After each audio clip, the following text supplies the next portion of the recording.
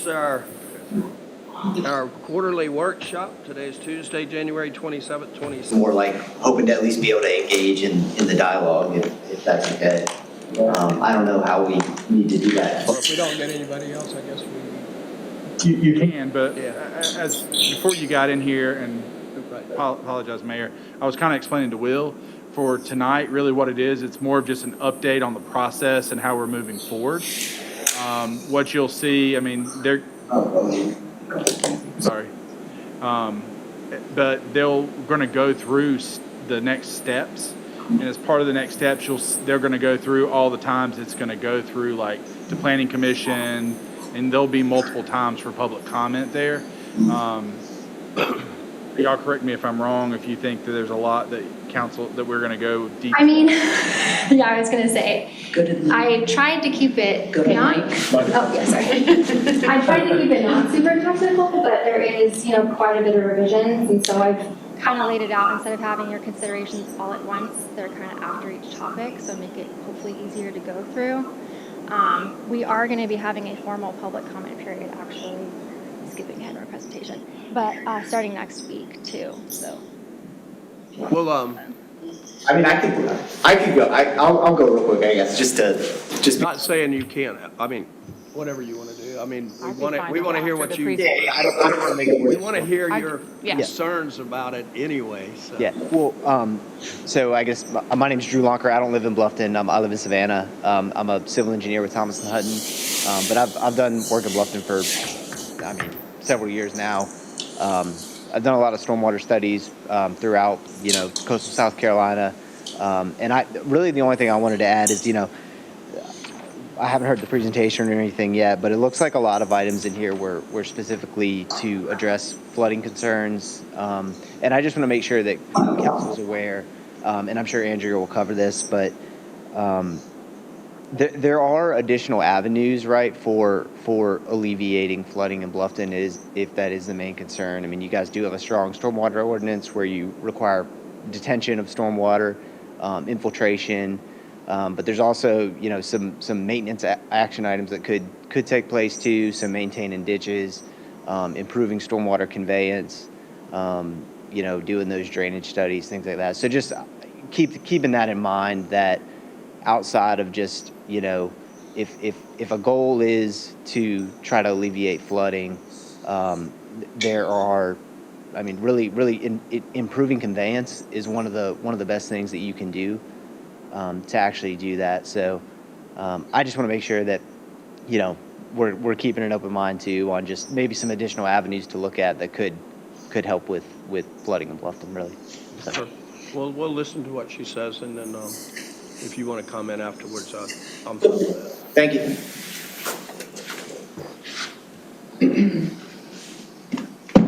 Okay. Ms. Ivey? Good evening, Mayor and Council. We are here tonight to discuss proposed amendments to UDO, specifically Sections 510 Stormwater and 9.2 are defined terms. Staff are requesting that y'all provide direction and feedback on the proposed amendments to these sections of the UDO. To briefly outline what will be discussed during this presentation, because I'll try and make it quick, but it is quite a bit. We will be recapping the MSA task authorization with McCormick Taylor. We'll be reviewing the town's current wetland ordinance, discussing some considerations for you all, and then getting into the proposed amendments to the wetland ordinance and the town wetland mapping tool. And then we'll kind of close out with our timeline for approval and next steps.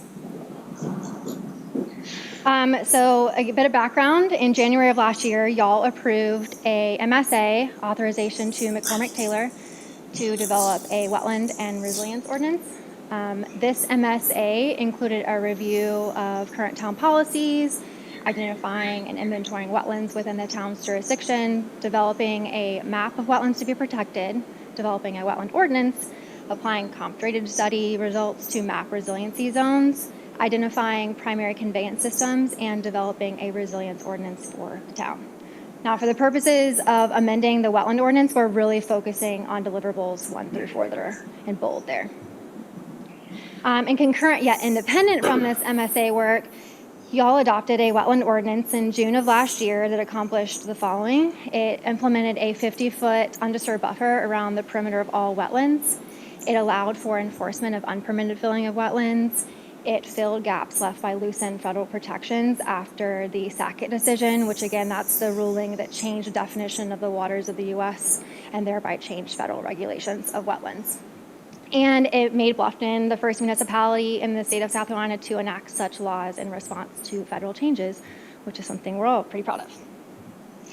And although the 50-foot wetland buffer is not subject to the PUDs, because again, remember, the development agreements are very explicit about the town can make no changes to buffers and setbacks in those PUDs.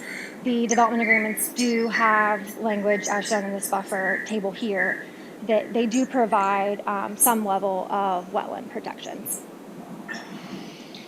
So since adoption, we have received 1 variance request that has later been pulled and 3 requests for a waiver, all of which have been granted.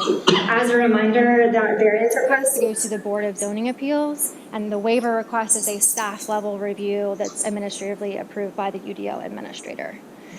So if you're wondering, well, like, it hasn't even been a year since our ordinance was adopted, and if it really hasn't been as negatively received as anticipated, why are we even here trying to change it? Well, the ordinance was always meant to act as an interim wetland ordinance to be later superseded by a comprehensive wetland ordinance that incorporated the consultants, being McCormick Taylor, incorporated their recommendations, and then developed a town wetland mapping tool. Accurate information and data on wetlands allows the town to focus its protection efforts and inform future development, projects, policies, programs, and partnerships, the 4 Ps. We are currently relying on the NWI, which is managed by the U.S. Fish and Wildlife Service, and it's basically the primary source of mapped wetlands used across the country. Problem is, it hasn't been updated specific to our area since 2006, 2011. So it's not reflective of all of the development that we've received since that time. And it's also not picking up on smaller isolated wetlands, of which we know we have an abundance of. So before we get into the proposed amendments to the wetland ordinance, I wanted to kind of start off with a list of things I'd like you guys to consider as we move through the presentation. I will go ahead and start off with A, and then the rest of these, again, we'll kind of cover as we go through each subject, so you're not trying to remember everything all at once. These lists of proposed revisions that are in front of you tonight do not include any changes to the buffer width. And so something that, we as staff would like y'all to consider is, do you feel that that 50-foot buffer is sufficient? For example, do you feel that the wetland buffer should perhaps be based off of land use or vary by land use, very similar to development agreements, vary based off residential, commercial, industrial as an example?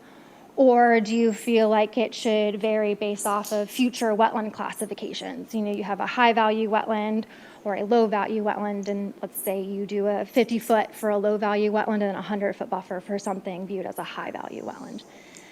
So just wanted to kind of get your immediate feedback on that before we move forward, or if you want to think on it a little bit, we can discuss it at the end, whatever works for you guys. Any comments from council? Has McCormick Taylor voiced an opinion on that? They have. So their recommendation, and this is part of the scope of work too, was to do this, to develop a wetland classification to kind of help build up a future wetland restoration program. So the actual classification piece, meaning telling us what's a high value and low value, has not happened yet. That is a future thing down the line. However, it was their recommendation that we do impose a variable buffer width based off of the wetland classification. So they recommended a variable? Yeah. So similar to what the development agreements have? Yeah, so that is based off of land use. Again, you've got that commercial, residential, industrial, versus what the consultant was recommending was more based off of the actual ecological value of the wetland itself. Again, we as staff kind of wanted to garner y'all's feedback first before we just decide to change anything. We understand the ordinance is still very fresh. So we just want to kind of follow y'all's lead, whether or not you felt that that was worthwhile pursuing anything or leaving it as it is. To me, it seems like they're the professionals at this, and I'm certainly not when it comes to wetlands by any means. And so I mean, I take their opinion very heavily is where Yeah, my line of questioning was going to be the same. You're the experts and you have the consultants, and I think it's best that you bring us your opinion. One question I do have is you used the terminology ecological value. Can you give us a better description of that? So they broke it down by habitat, flora and fauna, that kind of descriptions. Is it a permanently wet, how much life is it, how much storage is it really holding, how much of a water quality benefit is it providing? There was a whole bunch of different criteria. Again, we just, we're kind of feeling like, let's get your impact or your insight from it. And if it's something that you like to see, then we'd be happy to kind of include that, even if it's a memo at first for you to see or something, whatever you'd like. Or if you want to have us throw it into the proposed revisions and go that way. So if I understand you correctly, so potentially you could have a wetland that essentially maybe somebody wants to build on this piece of property, whether residential, commercial, whatever it may be. But are you saying that maybe it's a possibility that some potential wetlands have no real value in the preservation of the water runoff that we're trying to prevent? No, they'll still have value, just some would be deemed higher than others. So all wetlands serve a purpose and have a value. It would just be some wetlands could check all the boxes that I just mentioned, be the habitat, be the storage, be the water quality, et cetera, and they would be deemed as the high value. And so they would give a larger buffer width. And one thing I want to point out too is, any changes that we make are only applicable to that 8% of the town. And so it's just kind of deciding if it's worth it. And I mean that in a sense of if it really, to those that we know would be applicable to this change, if it is as valuable as we feel it to be. Who would be identifying these wetlands and then kind of grading them along that? Our consultant would be. McCormick Taylor. Yes, McCormick and CWP. Would it be like boots on the ground? So they'll be, we're going to get into the wetland mapping tool in just a minute. So you can kind of see how they've at least gone over, at least how to even determine if a wetland is present and how they've categorized it. And so it would just be a further analysis to determine its classification. So that, to me, right off the cuff, seems to be very complicated on trying to have different rules for different places. I could just see that turning into a bag of worms that, and legal challenges as well, because that determination, we got to pay somebody to tell us their interpretation and determine what that value is. And I don't know that I would, I don't know if I like that personally, and I'm just going, but and that would only pertain to the 8% of the town. No, personally, that's. The only thing I will add just to supplement what Andrew was saying was that's what, that first question is to y'all. And we, as staff, when we discussed it, was that, 50 feet seemed to be working for that interim ordinance that y'all adopted last year. So rather than to make it so complicated, we'd like to keep it simple and straightforward expectations from the developers so that they know, okay, it's a 50-foot buffer, and if variances are needed, then we can seek that remedy. So that was just our initial thoughts with the workshop moving forward. But as Andrew said, certainly you can get as complicated and as scientific as you choose, but clear expectations from developers is something that we hear on a consistent basis as far as applicants. And then the variance route. And like I said, based on the beginning, we haven't had many requests for variances or exceptions to it. So that was just our initial thoughts. And again, that's just, like I said, our initial recommendation. Right. So it would not be as simple as like how in the development agreements where it's commercial is X, residential is X. If you did it varied based off land use, it could be that way. And again, these were just, as Heather we kind of have our opinions as staff, but obviously we wanted to kind of give y'all the holistic picture too. So if you wanted us to pursue some of these other options for a variable buffer width, whether it be based off land use or a wetland classification or another methodology, then, we can look into that more. I kind of feel like our zoning that we have in place right now limits what can be built there anyway, to a certain extent. Stephen, where are you what's your opinion on this? You got more experience than we do. So I was probably the one that told them to leave it as is. I won't say probably I was. Like I said, we've, what you outlined with some of the confusion, especially when we start getting into mixed use or when we because if it's mixed use with commercial and residential, it's going to have to go up to the highest use, which is commercial, and then if we get into the mapping and we use it, the mapping could potentially change over time, and we may put a buffer in place that may be different or be too small or as it changes. So what we kind of talked about when we met about bringing this to the workshop was what we have in place seems to be something that council and staff were good with. It was part of the recommendations initially, is to continue forward with it. And if we see that it needs to be adjusted, we can always come back and adjust as council may see fit or as conditions may warrant.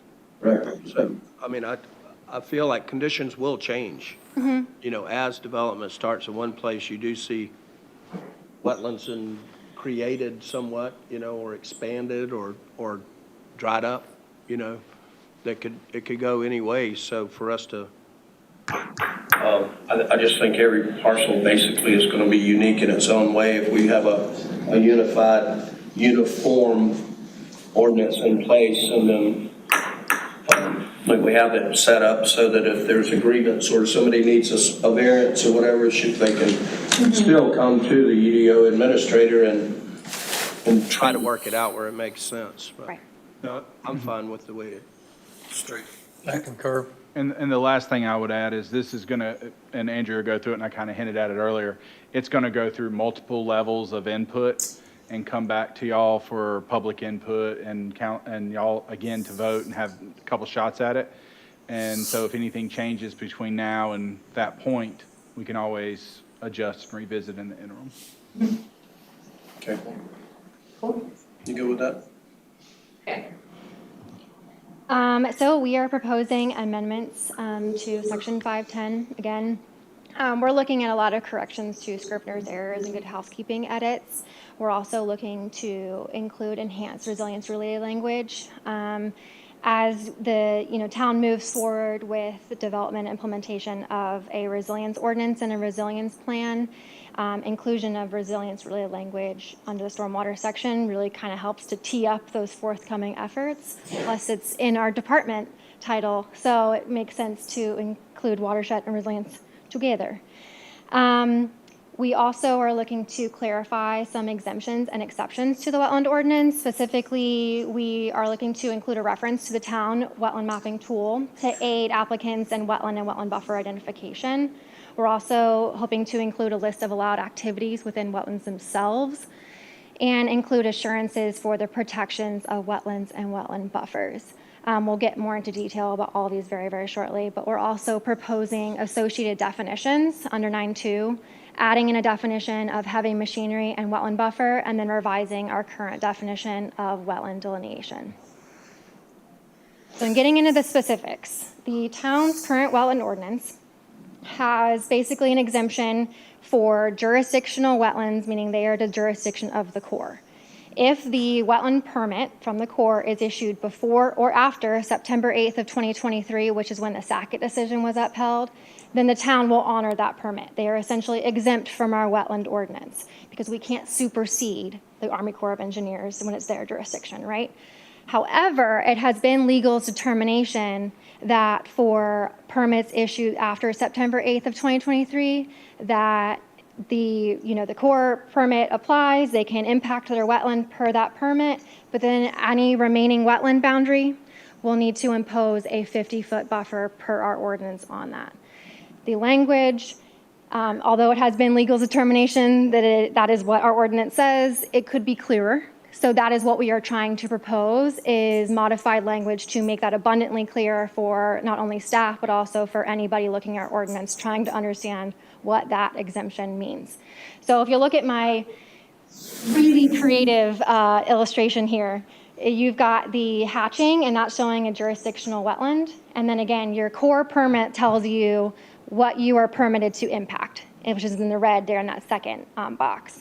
And then on the right, it's saying that you have a new wetland boundary then identified after your impacts have been made, after you developed that permitted wetland fill space, right? And then, so what the ordinance is now saying is that you've got 50 feet coming off of that or a wetland buffer. Does that make sense? So if, let's take the center example. So if that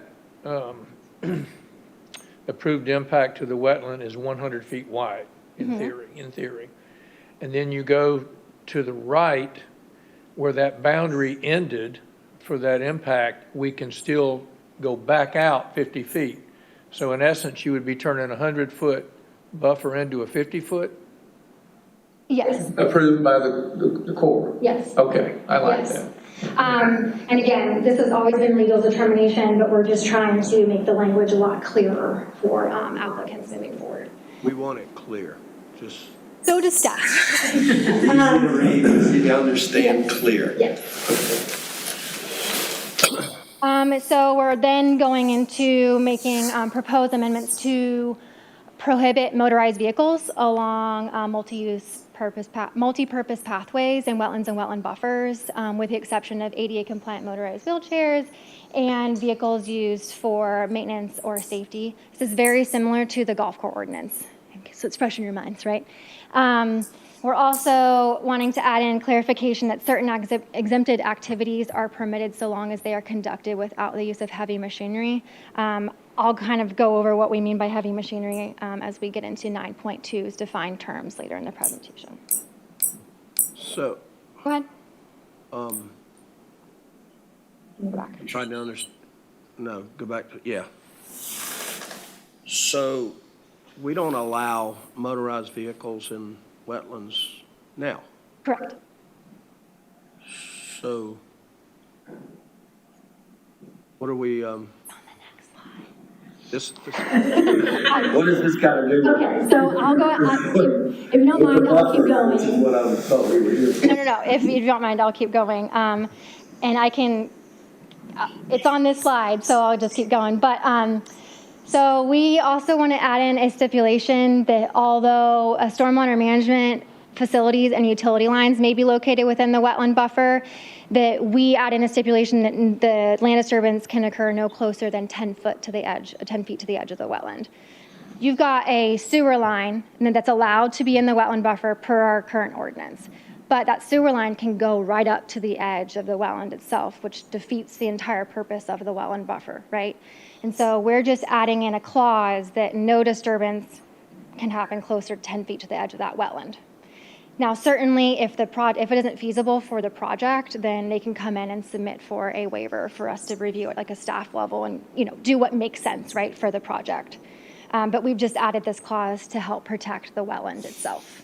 So you're saying 10 feet from the 50-foot buffer? No. Or So from the actual wetland itself? from the actual wetland, because again, these are allowed activities currently under our ordinance that can happen within a buffer, but it doesn't specify where within the buffer these activities may occur. So technically, the way they are written, the way the ordinance is written right now, is these activities can occur right up to the edge of that wetland within the buffer. Does that make sense?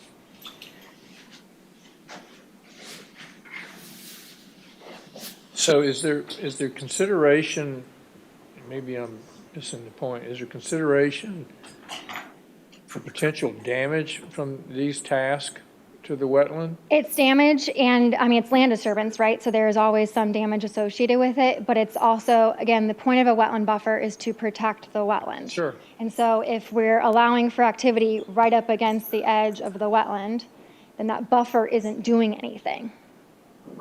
If a buffer is damaged, so say that somebody went in 20, 30 feet, you're saying that they can do some of that now, I thought you said. Yeah. Will the wetland heal itself? I personally don't know about that. Our consultant might be able to speak to that a little bit better. But from certainly our experience in watershed with development, you can go in and stabilize things, but depending on what it is. A sewer line, yes, you can cover up the ground, right? But if someone were to put a pond in there and you've got an outfall control structure, well, that's always going to be a concrete structure right on the edge of the wetland, so it's not really healing anything, if that helps. So what would that do to hurt the wetland? I mean, what would the, Well, it's I just, mean, it's not, well, first of all, I gotta say this point because I'm just thinking about it. I don't know that anybody would want to put utilities or any of that in a wetland if they know they can't build on the buffer. You know what I mean, I don't see the advantage of going into a wetland to put sewer lines or anything else. our ordinance allows It's for harder it. to get to, it's Yeah. more expensive. And the buffer, if the buffer's there, they can't build on it or use it for anything else anyway. It seems logical to me that you wouldn't want to go into the water to do something if you can do it on dry land. Sure. No, I agree. It's just the current ordinance allows for that activity to occur within the wetland buffer. And so it's sort of this, staff taking a step back and going, okay, wait a minute. In allowing this, are we defeating the point of the purpose of a wetland buffer? And so by adding in sort of this back up a little bit from the wetland itself, is that then helping?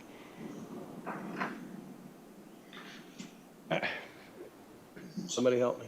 I understand, and I think it's okay what you're proposing. And, I'm thinking, I don't want to admit to a crime here, but, when I was doing construction, I think of going out on 278 toward Hardyville. And you know how that road is on each side. And I put power lines down through there, buried lines. And I actually had to go, because the road sloped off, but right there is where the water and everything picked up. And so I actually had to navigate that line. So, was I on the edge of the buffer, maybe deviated slightly occasionally, possibly? So I can see that, stuff like that happens. Sometimes the space that you were working in, you have constraints, and, I don't know how often we're going to experience that, but I know I've experienced stuff. Yeah, I guess I'm just visualizing the wetland's not going to be a straight line like this dais, Pipes, I mean, if you got to stay 10 feet off of it, then you're going to be zigzagging all around, and I don't know that would even be feasible. Okay. Or it'd be a lot harder to do than straight, This wouldn't have anything to do with boring, would it? I mean, you could bore under a wetland? Yeah, that's fine. Any other comments, Ms. Burden, I get y'all's point on this. And I don't know how you get around that because you're right, it's not a straight line, so. I think I'm with you and Dean on this. Okay, no, that's perfect. Not saying we can't discuss it at another time, but I don't think that's. Okay. Yep. Mr. Hamilton, did you hear enough to want to comment? I know enough to be stupid. Basically, what they're proposing is, where we have the 50-foot, right now, if you wanted to put in a utility or whatever, you could actually go into the buffer to get it in. Right now, you can't. You can. You can actually go right up to the edge of the wetland within the buffer. Right. And they're suggesting us making them stay back 10 feet and what them from that. But From the actual wetland. I just see that, because the wetlands are so many different shapes and angles and stuff like that. And I don't really think a utility in a wetland or on the edge right there is damaging. It's going to grow over sooner, or I would think. I think I heard you ask her, can the wetland be repaired or, Heal itself. Heal itself if they did bore or if they did do any disturbance. I, I can see nature healing itself just all the time. No, that's the whole point of tonight. I appreciate it. And then getting to what you asked earlier. So we are looking to include a list of allowed activities within a wetland. So again, currently the wetland ordinance says no touchy of a wetland, right?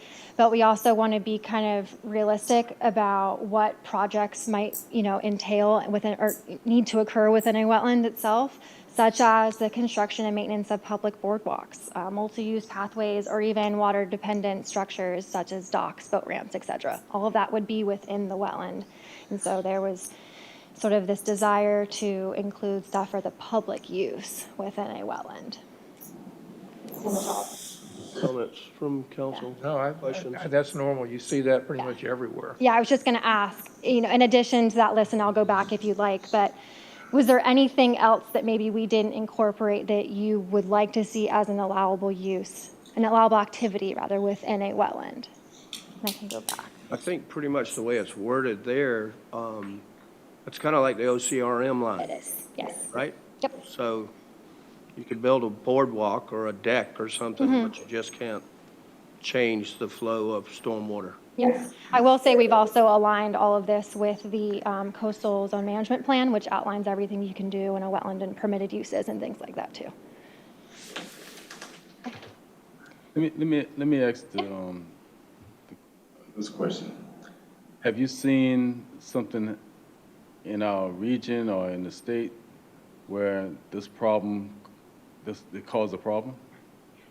Activities within wetlands themselves.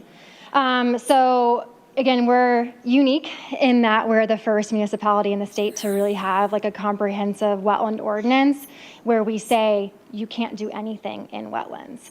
Now, different municipalities across the state have different regulations about it can be in a wetland if it's elevated, et cetera, et cetera.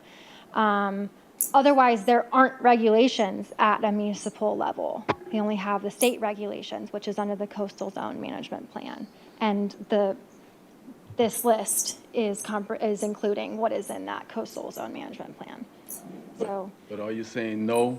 You haven't seen anything that... no problems, no problems with activities in the wetlands. It's just, again, if we as a town are thinking about what makes sense for the future, and that were to include a boardwalk, let's say, well, under the current ordinance, we can't do a boardwalk in a wetland. And so we would have to really think realistically about what we might want to do in the future. But boardwalks don't damage the wetlands. Correct, but Yeah, they don't. so even now, core permits are issued for boardwalks through wetlands. On a jurisdictional wetland. And so again, the current ordinance in the town, you can't do anything inside of a wetland, including a boardwalk. I'm good with your language myself. Okay, So you say we can't do anything. currently. And so we're proposing this list of allowed activities within basically exemptions for activities within a wetland. I'm good with, Okay, awesome. Okay, getting into the really technical bit. So the assurances of protection. To guarantee future wetland protections, assurances for the protection of wetlands will be provided by the applicant as part of the application or certification process. And this may take the form of deed restrictions, conservation easements, or permit restrictions or other assurances as approved by the UDO administrator. These will be covered on the next slide, but I do want to say that these assurances are very similar, again, to what's already outlined in the state's coastal management plan, which, because we are one of the 8 coastal counties, developers here who have to adhere to state requirements are familiar with these assurances of protection. Okay, so permit restrictions. This is kind of a new one beyond what is in that coastal zone management plan. And basically, we are saying that by executing a permit restriction form, no applicant can submit for wetland impacts to the wetland shown on the recorded survey for a period of 5 years. And wetlands and wetland buffers must be platted and recorded along with a description of these restrictions. The permit restriction form is meant to remain in the town's records versus a recorded survey is recorded with Beaufort County Register of Deeds. I just want to make that kind of distinguish that the permit restriction form is ours versus a recorded survey or a conservation easement deed restriction. That is all recorded with Beaufort County. The permit restriction shall not apply to the wetland buffer, so it's just for the wetland, and shall be waived by the UDO administrator if the project is solely for public purpose. That's a lot. So again, we wanted to provide options for an applicant to just ensure that there are future protections of a wetland, meaning for subsequent property owners of a wetland, that we wanted to provide options so that the only thing that wasn't, so that they had options beyond something that was only a financial burden, such as a conservation easement or a deed restriction, because they can be, pretty expensive. And they might make sense for a large tract of land that has a large wetland system, but might not be as, feasible for a smaller wetland, isolated wetland. Just wanted to hear your thoughts on that. It's very technical, and I almost wish legal was here. Because it's actually something that was legal's recommendation, in addition to our consultants, to implement something. It's great if we have a wetland shown on a survey, but what is the town doing besides enforcing, unpermitted filling of wetlands? What are we doing to ensure that that wetland is protected in the future? So that's kind of where, our heads were at. With the, increasing the buffers or enforcing the buffers that we have, we would be protecting the future of it. I mean, unless somebody just went hog wild and went in there with a high hoe and started digging where they're not supposed to, then naturally, then that would be a violation to the ordinance, correct? So you would have to take enforcement action. Trying to signing the paper that says they're not going to, basically, is that? Yes. So does the property owner have to come and apply for that? Yeah, so again, it's just an option for them, and again, it can be. So why would they do that? I mean, I'm just like, why would a property owner come and apply for that? Because it's a lot cheaper than having to do a conservation easement. But or what, deed do they, restriction. is it one or the, I mean, do they have to do something? So we're they- requiring them to do something, either Yes. conservation easement or Yes, this. correct. So it would be part of their process for impacting the wetlands. Yeah. They would only have to do this if they're coming in to get a permit to impact the wetlands. So if they come in and say, hey, I want to impact this wetland through the construction of a multi-purpose path through there, they're going to then come in and adjust the actual path of the wetland. They would then have to redefine that on their survey and either do some sort of assurance with us that they aren't going to touch the wetland again for at least 5 years. So nobody's going to come in and have to do this unless they're actually touching and amending the wetlands. Okay, thank you. Just want to get your thoughts on it. So this basically gives them permission to. Once. And but then that, once they're done and they're approved and with their assurance and protection, they're saying that it's identifying a new boundary and they can't come back and do it again for a period of time. Yeah. So in other words, they can't just keep coming back time after time to keep amending it. Like, once they do it once, they gotta wait For a while to come back and do it again. But the other thing we need them to do is to redefine the new boundary. Like you saw where Andrea showed you like where it was, and then they got a permit to amend it. So what we need them to do is to go on the plat and show where that new path is to identify that, and then the assurance of protection says that they aren't going to touch it again for a while. so they just don't keep coming back to shrink it or adjust it. Mr. Wood? And as she outlined, the reason we put in the permit thing was because that's a no-cost option that somebody who can't afford to get everything recorded or platted or a deed restriction put in place to an attorney, they can come in and do with the town to make it affordable and feasible.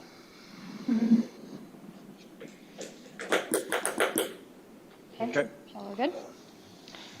So getting into our proposed definitions, heavy machinery, this definition will clarify what constitutes an exemption from our stormwater section. We have always said you can't use heavy machinery in the wetland or wetland buffer, right? Like even before we had a wetland ordinance, it was sort of standard practice to say by hand removal, et cetera. But what is heavy machinery, right? Well, you know, if there's a tree down in a wetland, you can go in use a chainsaw to cut it up and a wheelbarrow to take it out, but you can't go in there with a skid steer and an excavator to remove that fallen tree or anything else meeting our definition of heavy machinery or proposed definition of heavy machinery. It would not be permitted, if that makes sense. Basically, we're just adding in a definition of what So- constitutes heavy machinery. So, let me ask this hypothetical question. So they're allowed to put a sewer line or utility in the wetland buffer. So how are they going to do that if they can't use machinery? That would be a permitted activity, so the equipment associated with that permitted activity would certainly be allowed. Yeah, this is just any limb removal, any activities that are on the day-to-day that are not already under that list of exemptions, you may do without the use of heavy machinery. What about a boat? A bolt? What if a boat was in the wetland area and they had to remove it? If it was in the wetland buffer, I guess we could make it a special consideration for that one. I don't, It's really just meant to add clarity.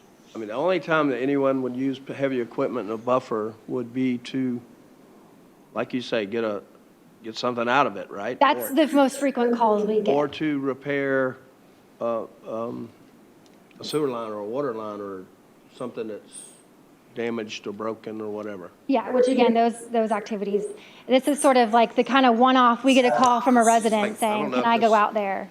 They want to pull it out.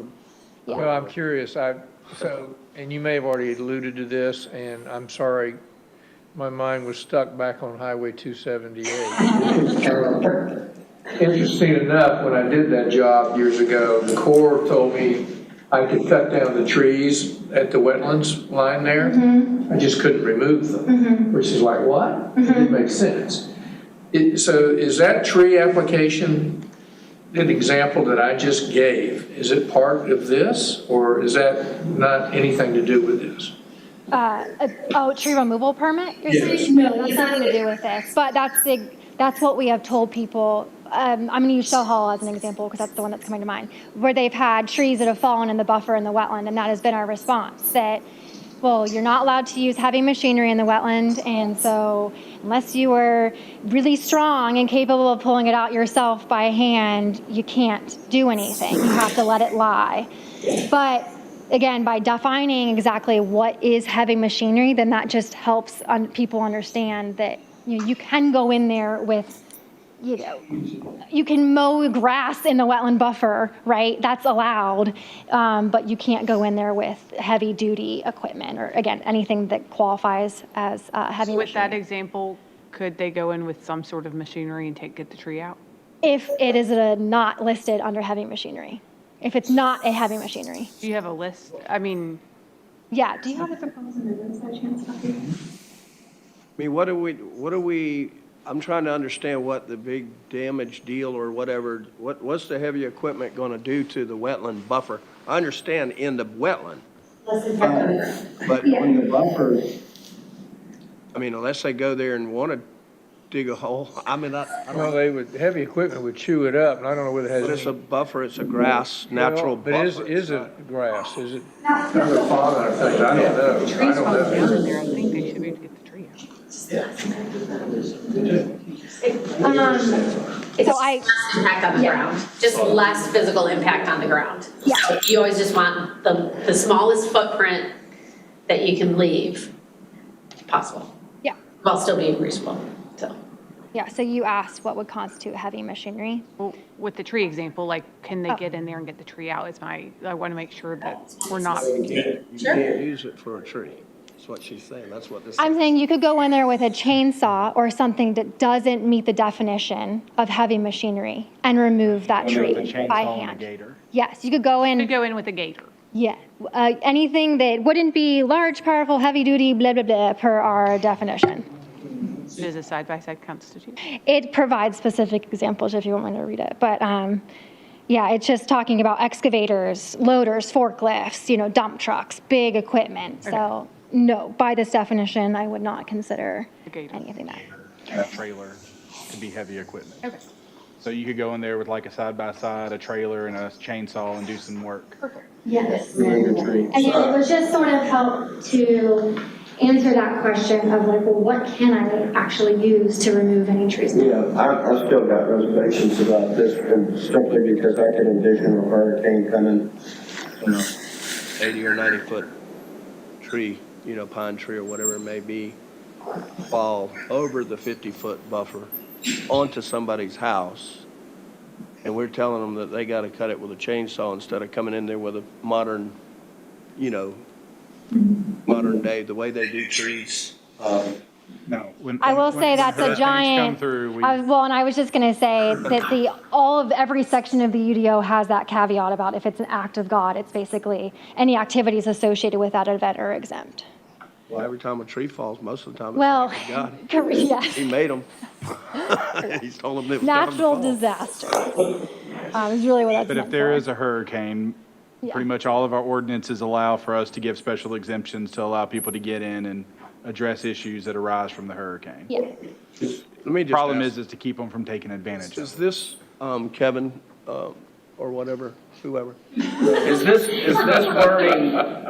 wording in here mainly because of contractors as they're developing, using the buffer for like storage or a road or, okay, well, why didn't, y'all just tell us just like that? Historically, like this language has been since I've started my professional career, over 20 years ago, that this is a typical term that's always used. And quite frankly, what I've seen in the field, it's because when people are building, typically they're going to build right up into that buffer. Well, how can you construct it within that little piece? So this prevents people from blatantly, essentially destroying the buffer with their heavy equipment and then saying, well, I didn't disturb anything, I just removed some things. And you've got that impact on that ground. So it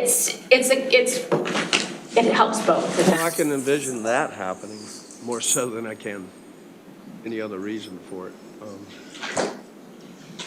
I don't know, council, somebody voice an opinion or? I'm good You do what? with what they said, what they're recommending. Well, I think too, we've heard there's some concerns and questions, so we can Yeah, continue to refine it. And again, this is workshop, so it's gonna go through planning commission and everything, so it may come back with amended language or definition. Exactly. Lastly, we're looking to revise the definition of wetland delineation. Currently, the ordinance specifies that an applicant has to provide an updated delineation if prepared more than 3 years prior to the date of application. We're looking to change that to 5, and that's to align with the Army Corps lifespan of wetland delineations, as well as the state's Bureau of Water, or formerly OCRM, delineation. Again, it's just kind of make it all make sense. We're also adding in, specifying who can provide a delineation. Same thing, if an applicant comes in and we say you're required to provide us with a delineation, they go, who can provide one? Now we have a list of exactly who can provide a delineation for them. Whereas before there was no So distinguishing. tell us who between can. you ready? The wetland delineation shall be completed by an individual with knowledge and experience in identifying the boundaries of wetlands, including but not limited to professionals in the fields of environmental science, wetland biology, and ecology.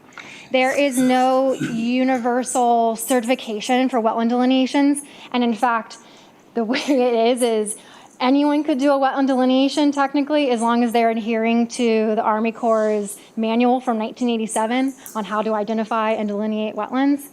So this was just sort of an attempt for us to be descriptive about who could in fact provide one.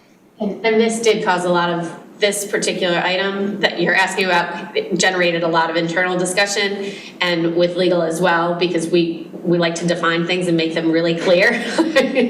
But it's not as easy as a licensed architect, or a state license. There is no specific, there's no certification. So this was just our attempt to at least define in some way, less define it, more describe it. Yes. But because we didn't want to put the onus on, an architect or an engineer doesn't necessarily even have the experience. So it's a difficult thing to describe, so. I will say that, again, we're going to get to timeline later, but during the formal comment period, we do plan to explicitly send this out for comment to, these environmental consulting firms who have been providing wetland delineations to property owners. And so certainly this is something I'd be hoping they comment on to give us their, quite literally as the experts, their feedback on, if we need to tweak the language to include another professional, So that person that does that is an employee of the town? It does delineation. Or is it a private sector? Private sector. So anyone with those degrees can make that determination? As long as they're still adhering to the, field expertise, as long as they're still adhering to the Corps' manual for identifying delineating wetlands. It's not like you just get this degree and you're good to go, but it's just kind of helps us keep people who are not familiar with wetlands from identifying wetlands. Okay. Again, we kind of already covered this. I literally just wanted your thoughts and comments on the proposed and revised definitions, but if y'all don't have anything else to contribute, I'll keep going. We're almost done, guys. Learn from Kevin, that's a good mark. Getting into the fun part. Okay. That's 12 slides. Yeah, let's go on with 12. All right. So while field delineation of wetland boundaries will be the ultimate determinant of where wetlands and their associated buffers are located, the town's wetland mapping tool, which is planned to go live with the adoption of the proposed amendments, will allow for both the town and the applicant to know in advance which areas of the site are likely to have wetlands and then plan accordingly. In short, the approach to creating this mapping tool involved conducting an overlay analysis, which is essentially a screening of several wetland indicators. The consultant then combined the screening with field verified wetland locations shown on approved plans that we provided to them of town projects, or projects in the town rather. They then use scientific methodologies and statistical analyses to determine how likely, low, medium, or high, it is that a wetland is present in a particular location. So as you'll see, this snippet is actually of the wetland mapping tool on your screens, and you've got the yellow being low up to red being high, and that is the low to high potential of whether or not a wetland is present. We're looking at basically less than 20% chance of a wetland being present based off of those wetland indicator criteria for low, and then 20 to 50% for a medium, and then anything greater than 50% chance would be shown up as a high potential for a wetland. Following so far? Okay. So essentially, this means that an applicant of a proposed project site showing a medium or high wetland potential will need to provide a wetland delineation as part of their development application and/or stormwater permit. Where there is a conflict between the wetland delineation and our town wetland mapping tool, we're going to use the wetland delineation unless there are major discrepancies. For example, if the wetland mapping tool that we have is showing a giant bright red high potential of a wetland being on our property, and we get delineation back that shows nothing, not a wetland at all, then we as staff are just going to want to either see a second delineation done or just field verify, just to ensure that we're not missing something there, right? This mapping is to be updated as needed by town GIS staff. Certainly with updated aerial imageries, we can update the map on an annual basis, but also as development projects close out, they're required to submit GIS information to us. And so we can kind of do it on an as needed basis as development projects close out. So moving on, what is the difference between the NWI and the town's wetland mapping tool? Well, as mentioned earlier, the NWI typically doesn't include smaller, 1 to 3 acre wetlands, or certain wetlands that are difficult to see via aerial imagery. So it's not entirely surprising that the overlay analysis, which is the town's wetland mapping tool, identified roughly 3,000 more wetlands than the NWI across the town and 500 more acres of wetlands on undeveloped parcels. You can even see, just as like this graphic that our consultant generated, the overlay analysis, the town's wetland mapping tool is really good at picking up these smaller isolated wetlands, whereas the NWI, again, hasn't been updated since like 2011 at the earliest, is only showing these larger wetland systems. So the mapping is still in its beta testing stage. Although there might be a few kinks we'll kind of have to work through with staff, our thought is that this will be an incredibly useful tool, not only for staff to kind of have the heads up of yay, nay on a wetland on a property, right, but also for any current or prospective property owners looking to develop their land. They have a kind of clear expectation of how long or short their process might be in terms of permitting with the town. And that will be done for the whole town? Correct. Yes, it's town-wide mapping. Do y'all have any thoughts on that? It's obviously very technical, but. How often would we renew this, or? So it'll be done at the very least annually, because we'll get the updated annual aerial imagery for the entire town. But we can also update it as development projects close out and give us their GIS information. And it'll be done in-house by staff again, instead of having to rely on anyone else outside. Seems like a lot of work. Is it very expensive, or is how? Well, Bill's part-time now, and we want to keep him busy, right? Bill's been part-time. That might be true. It will be a little bit time consuming, especially at the start. But once we get this rolling out, it should be data in, data out, just like we do any of our other GIS analysis and gathering. It should be pretty straightforward. I mean, it seems like this would be a very helpful tool and a great thing to have. I mean, Yeah, and just, again, it's not meant to replace the NWI. The NWI is still a resource. However, this is certainly going to be more accurate. Okay. Lastly, here's our tentative timeline. Obviously, we are starting off with you guys tonight. I mentioned earlier, we have a 30-day public comment period starting next week. And then we'll have time for our consultant to review any feedback we get during that public comment period before we get into Planning Commission workshop, WAPAC, Planning Commission itself, and then tentatively in front of you guys for first reading in June and second reading in July. will that public comment period, will that go out on social media and everything? Yeah, so the media release is already ready to go. Okay. Yes. Our goal was to do very similar to what we did when we did the SoLoco standards, is to make sure that we try to send it out to, like she said earlier, people that do the delineations, people that submit these for us, so they can get a chance to make sure they know it's coming and review it. Yeah, so Debbie will have her list that gets the media releases, and then I'll also be forwarding it to all of our contacts.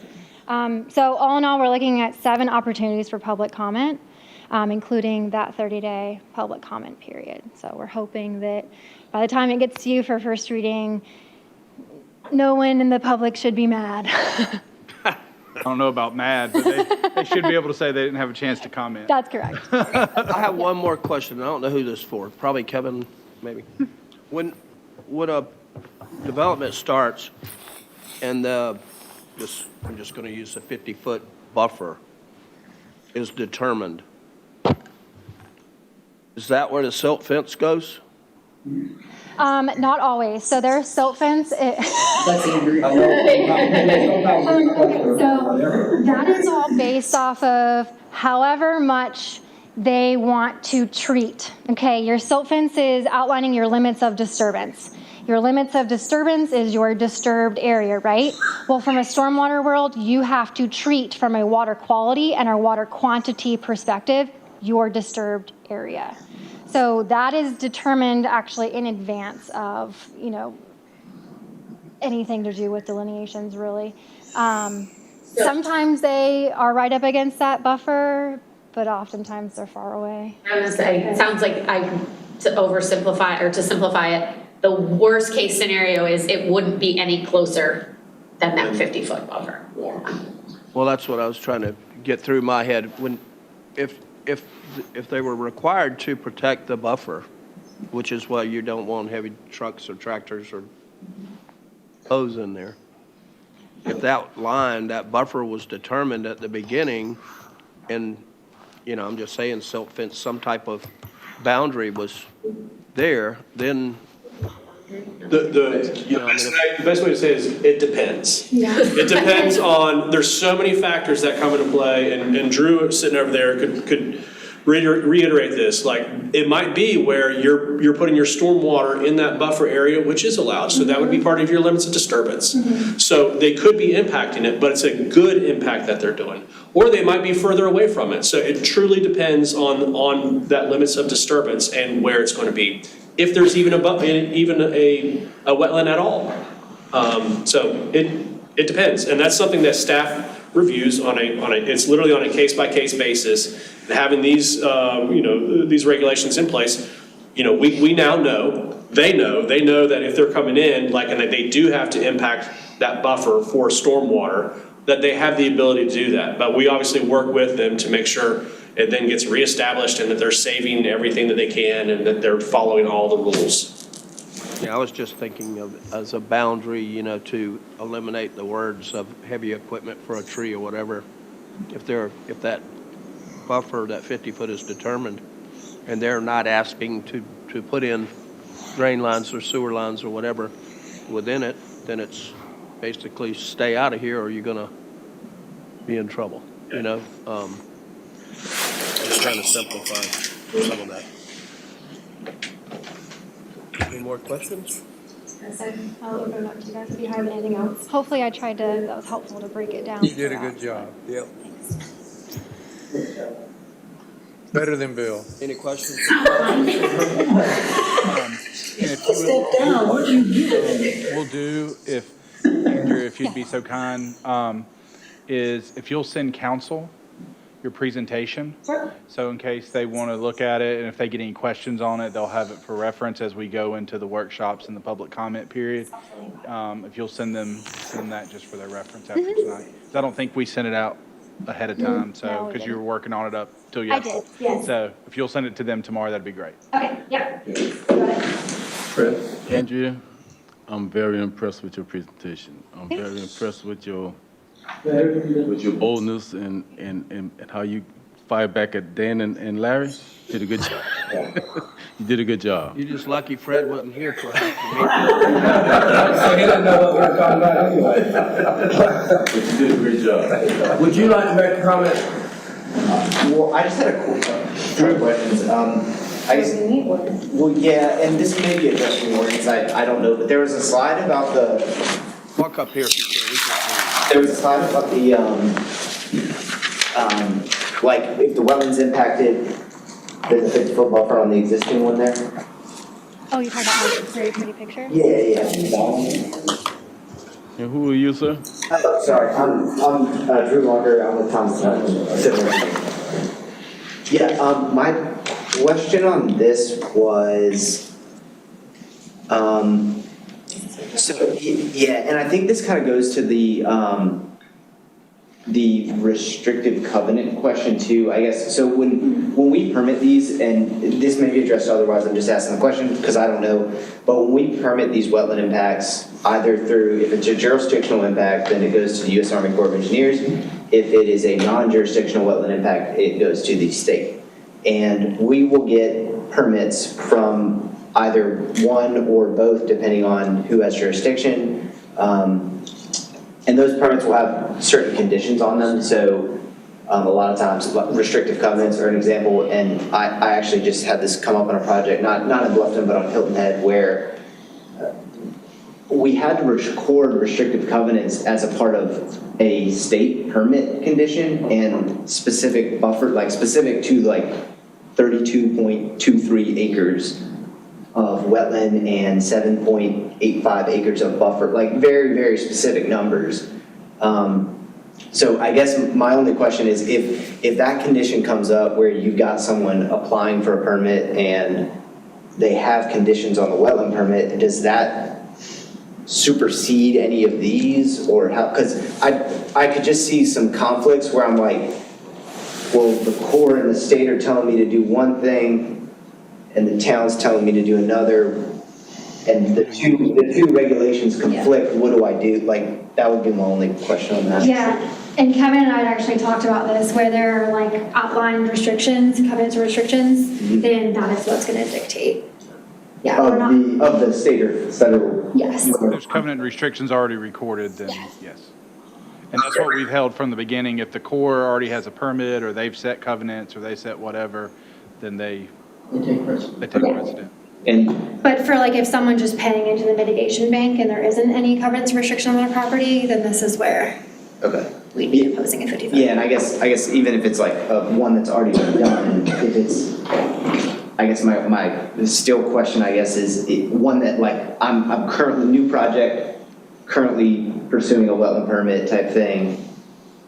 And then because we don't know about the conditions either until like the end of the permit. Like it's kind of like your permit's approved and here are your conditions. So I just wanted to make sure that, like, it just helps with proper planning, right? To make sure that everyone's knowing what Those are going to be probably case by case. Yes. Just depending on where you're actually impacting. If you're going to the Corps, you're going to the state, you're coming through us. And it's hard to answer hypothetical until we know exactly what we're looking at. And that's a good time to, during the public comment here in the next 30 days, to sit down with them and say, here's one that I have, how would this be handled? Here's another one I have, how would this be handled? Because they're all going to be, just like we were talking about with the stormwater impacts, each property is going to be a little different. And as a reminder, this is not, this is only in the 8% of the town where we can change any buffers and stuff. Yes, so it won't affect development agreements. Yeah. Those are already defined within the development agreements. And one other question I had was related, sorry, I'm trying to remember through the presentation. The exceptions about, so I think this kind of goes back to the heavy machinery question. I know, and I know a lot of times, and this is also like, again, because wetlands are there's a lot of regulations that, everybody's got their own thing type thing. So we're just trying to make sure I'm covering bases. But if there's, say, a ditch in a wetland and there's like a beaver dam in the wetland or something, like happens pretty frequently, and that can be pretty significant for stormwater and impacting backwater effects on ponds and outfalls and all that. I guess just, is that already include, like being able to go in there and maintain the ditches or whatever, that's all? Maintenance practices are already an exemption activity from the stormwater ordinance entirely. Yeah. Okay. And I was going to say, if you give Andrew your contact, we can send you the presentation so you can go through and. He's a frequent flyer. Thomas and Hutton, we know they're going to come.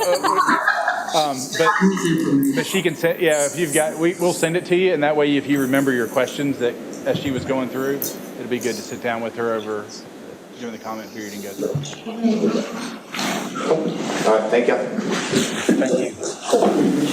Yeah. Well, I appreciate your guys' time. Thank you. Great job, thank you. Sorry I wasn't faster. 15 minutes. Kevin will berate you tomorrow. We are. I'm John.